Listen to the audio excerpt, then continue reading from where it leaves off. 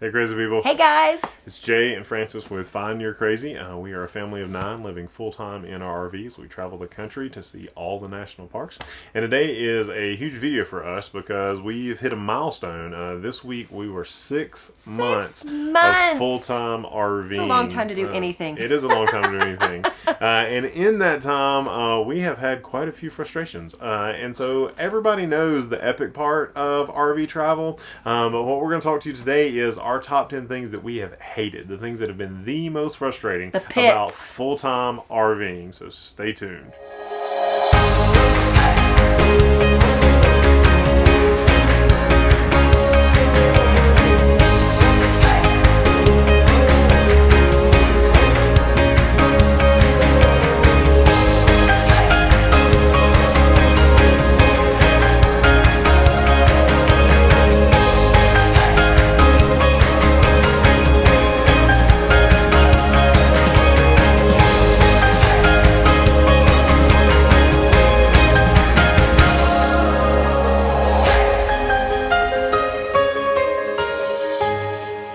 Okay, so you've maybe decided to RV travel, or you're going to weekend warrior for a little while. You need to know some of the things that aren't so epic, because when we first started out, we watched so many videos, and the ones I really wanted to know about were what were all the things we never even thought to be prepared for. And there's a lot of them. And so we wanted to share with you what we have found to be some of the most frustrating, difficult things so that you know you're not alone and you haven't made an epic mistake by RV traveling. And so my first one would be the lack of real life friends and also not seeing our daughter. So those loved ones, and I think you probably already know that if you're going to full-time anything, you're going to have a change in your environment, but also in your community. And that's been really hard. We meet a lot of people, but they're for short periods of time, and we move on really quickly. And God is gracious to give us quick relationships with people, but those are mainly virtual and keeping up with them along the road. So I would say my number one is that lack of real life friends who've done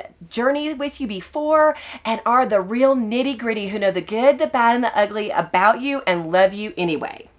So number 2, my next most frustrating thing about RV travel is the maintenance. Good glory. I don't think we really thought about that. Like, we bought our camper and then we spent all this time renovating it and pouring into it. And I guess I kind of had in my mind that, we would get it all set and then we just take off and it would be good. No. But what you don't realize is that, you're dragging this tin box around with you hours on the road every day. They say when you travel in an RV, it's like a 3-point Richter scale earthquake inside of it. You're doing that like every 3 days to your house. I mean, think about that. Things are going to break. Yeah. All the time. And everything in here is made to be lightweight and movable. And so it does feel like every time we stop somewhere, there's something that's wrong. And granted, it's minor stuff most of the time. This piece of molding fell off, or this pipe's leaking, or the camper's not level. Like, it is minor stuff. But then sometimes at 10 o'clock at night, like last night, he is on the roof, in the rain, in the wind, in the cold, working on a leak. Yeah. So sometimes it's really bad. Yeah, and I think that's just been part of the frustrating thing is that there's always something, and then not having anybody to really pass the buck to. It all comes to me. Like, all eyes are on me when something's wrong. And then I got to figure out, am I an electrician today? Am I an AC guy today? Am I a plumber today? And you just kind of got to get in there and get it done. And so it's, there's been nothing that we haven't been able to do except replace the air conditioner. We had to buy a new air conditioner. So that one got replaced by somebody else. But everything else I've done, it's just been more consistent. You need to be prepared for that. Whether you buy new, used, or renovated vintage, everybody we've talked to, that is across the board. It doesn't matter when you bought yours. So even if it's new, it's still going to be challenging. So be prepared. Absolutely be prepared for that. All right, so my next one, and we have our notes here because there's a lot of them.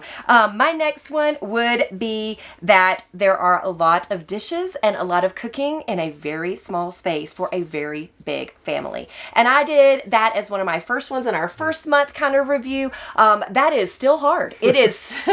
I mean, I found some tricks of the trade, but y'all, feeding 8 people 3 times a day in a kitchen about, I don't know, maybe like 3 steps from my one side side to the other is just really hard. It is. My oven is as big as like a small dorm room. It's tiny. We have a tiny everything. And so that's been challenging, from the storage to being able to have a small pantry area to being able to cook and clean. It's just hard. You need to be prepared that you don't have a dishwasher, you have an itty bitty oven, and you have no counter space. And so you can find some good tricks, but at the end of the day, it's going to be hard, and some days it's going to be really frustrating. It's going to be easier to go out. It's going to be a challenge to stick with it, stay in the kitchen, and muscle through that, because it is really hard. No matter what size family you have, 3 times a day, those people want to eat. My next one is no Amazon. We are a big time Prime family, and you just don't realize how much you lean in on that. I mean, we were in the middle of a big city in Atlanta, and so, I mean, we literally did our groceries, like, I mean, everything. Like, yes. Hey, we need this, and you just we were in the your phone pocket of the beast. Like, right we there. loved it. And so that's been hard to get used to. Is things that like having to wait 3 or 4 stops until you get to a big town to get things. And then there's just some things that are just kind of so minor, like you just have to find a place. Okay, so then you're calling ahead to your next place. Hey, can we ship something there? Or you're trying to find an Amazon hub, and so that's been really tough. Yeah, and when you national park like we do, you're in a lot of small, remote places that just don't have your local big box stores. So yeah, that's been hard. So order up your stuff before you leave, because you ain't gonna have it on the road. My next one is kind of a silly one, but it's one I haven't really heard a lot of people talk about, and I was totally shocked. I am a light sleeper, and so when your home has wheels, no matter what kind of X-chocks, no matter what kind of tripod you have for your hitch up front, no matter what you do, because we've done it all, the place rocks. It, no matter if you're rolling over or somebody's walking through, when you have 8 people sleeping in a very small space or running and racing through here, it is hard to get a good night's sleep most nights for me. So if you're a light sleeper, be prepared that you're going to feel like you're on a ship for a little while until you get your sea legs, and you're going to wake up with the first person, and you could hear and feel everything in this camper no matter what you do. So for us, and if that's a good thing to put in the comments, if you have any suggestions, we're open to that. So if you know a way to stop the rocking, let us know, and we may be willing to try it. So my next frustrating thing has been the amount of rerouting we've had to do. Now, I will say this has been really magnified by the nutso of 2020, from COVID to running from a potential tornado to the hurricanes coming in to running from the wildfires now. Like, we have had a route and had, like a couple of weeks of reservations, and then had to completely change it all. And that's been a little frustrating, especially for me who's a planner, trying to figure that out. But at the same time, I will say the blessing part of that is we can do that. Yeah. Like, we didn't just have to sit in the smoke of the wildfire when it started down south. We were able to come up out of it a little bit now. It's caught back up with us, but we have the freedom to do that. But doing that over and over again has been a little bit of frustration. It's a little bit laborious for sure. And my next one is that there is no privacy. Now, I'm an extrovert, so I don't mind a good house party any day of the week.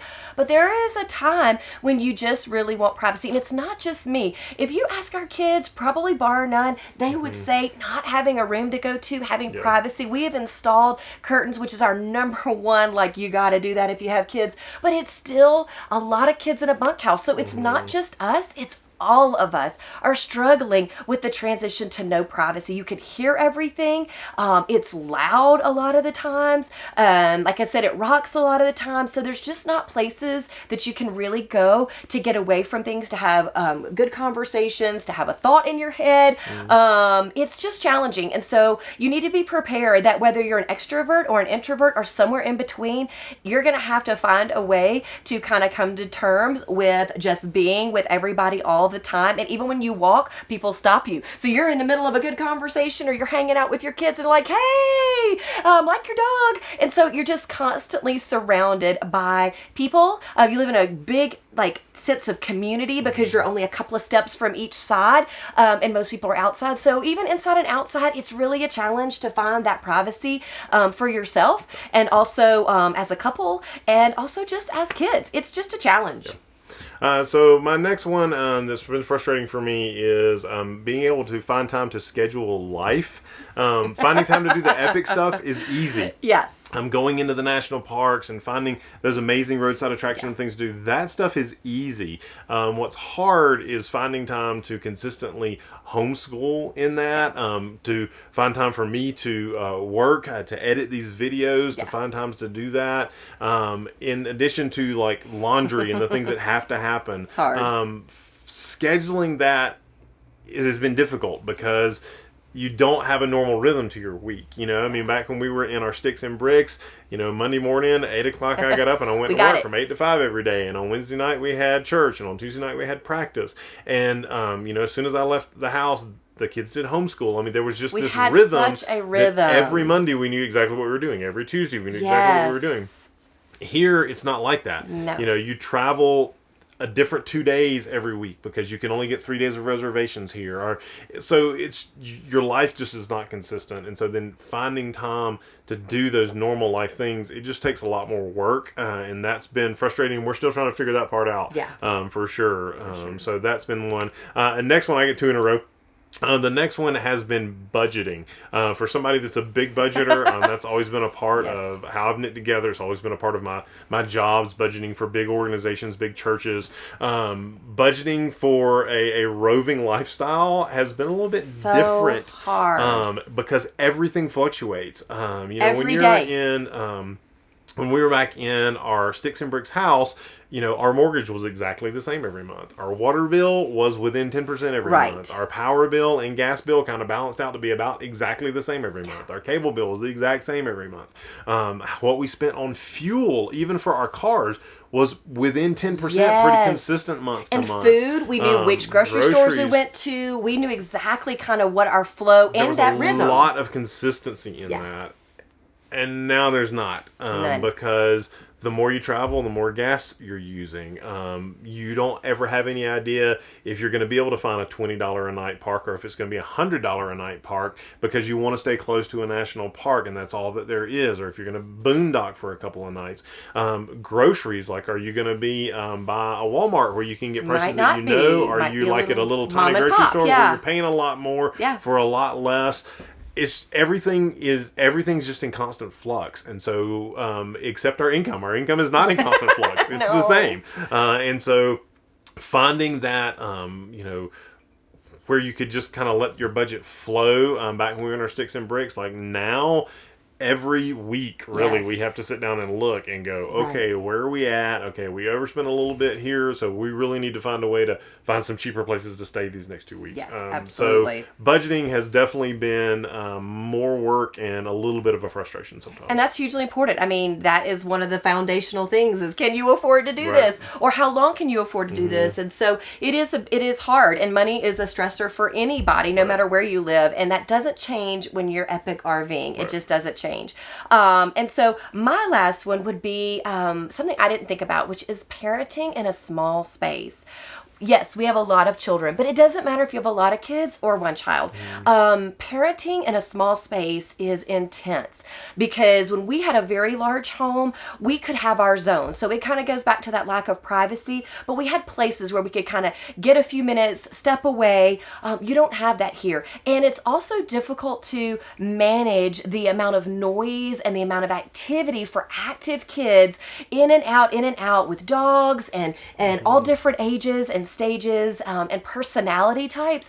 It's really, really hard because there's just natural noise and activity that are kids, but that's hard when you're in a space that is so small and it sounds like a herd of elephants. It's difficult to kind of navigate what's appropriate and what's just natural. You could do that in a house and your whole place didn't shake, but when you're here, it is very difficult. The other thing that's difficult is that you don't have really places to step away, and they could go to their room and kind of fuss it out or scream it out or have that moment to kind of get their act back together. But in here, there is no place for that.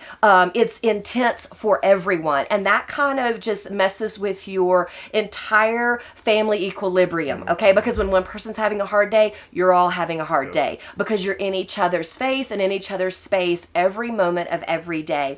And if you step out of your rig, then you're in somebody else's space and face. And so you don't really really want to send your kid who's screaming and yelling and having a fit outside, because that's not really fair to the rest of the campground. And so, it's just hard. I'm going to be really real and honest. It's very difficult. And to finding that rhythm and a way to deal with that, and to discern what is natural and what is just really out of character, and then understanding the grace in this. And that's hard too, because we're all undergoing all these changes Jay and I are talking about. It's not just us, it's your entire family, it's your pets. Right. It's every place is new, every schedule is different. Our days never look alike, and that's hard for children, and that's hard for parents, but it doesn't just stop here. It overflows in our kids. It looks different, and having grace for that and reminding ourselves of that as parents is really a challenge, because they're feeling it. They're just younger and can't express that. And so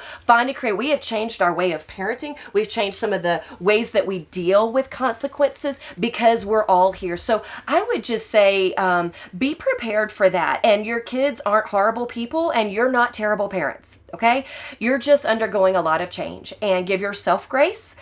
Give your pets grace, because they're gonna poop on the rug because they didn't get to eat because you had to go and you were longer in the car. It's gonna be hard. And so even if you don't have a family, you are gonna have a marriage that's gonna be different, but parenting in a small space is no joke, and it is something you need to talk about, and something that you need to give yourself grace and space for, because it's a steep learning curve for all of us, for sure. So that's our top 10 most frustrating things that we've experienced over the last 6 months. But we'll sum There's up by more. saying, We just had to narrow it down. Truthfully, there was more. I mean, it's hard. But the flip side of that is, it's totally been worth it. Yes. That we are in no position like contemplating quitting. I mean, No. we are loving it. The things that we are able to enjoy and experience vastly outweigh any of these. I think just what we've learned, to kind of sum it up, is that being in a camper on the road is not better than being in a house. It's just different. Yes. The stressors are just a little bit different. The hard parts are a little bit different. The fun parts are just a little bit different. It's just different. And so we're learning that and really loving that inside of the RV. One of the things, the lessons to take away, is to love where you live. Love where you are. Water that there, because the grass isn't greener somewhere else. It's just greener where you water it, where you tend it, and where you care for it. And so wherever that is in your journey, whether that's RVing or weekend warrioring or adventure traveling around the world or in your sticks and bricks each and every day, love where you live. Invest where you are, because it's not better. It's just different. And you've really got to just be able to plant where you are, and then you'll bloom and you'll thrive where it is that you dig your roots down. You care for the soil of where your family is right now, and you thrive there, because it's hard everywhere, but it's wonderful everywhere. So speaking of that wonderful, we wanted to end, and we want to start out by sharing these frustrating things with you, but we want to end by sharing some of the amazing stuff with you. Yes. And so first we want to hear from our kids. Let them, with some Would You Rather, share some of their favorite experiences over the last little bit, and then we're going to close out by giving you just a look, an overview of what it's been like through our last 6 months. And so we hope to see you again next time. All right, so we have a twofold question for you. First, what is the hardest, most frustrating part of full-time RV traveling? Probably having to share a room with like multiple siblings. I'm used to having my own room in my own space, and not being able to have that, just having a bed and a curtain, can be really hard at times. I bet. Now what's the best thing? Like, what have you, surprised you or has been the best part of RV traveling? I do like seeing new places. I love being outdoors and taking pictures and stuff, so being able to see new places is pretty cool.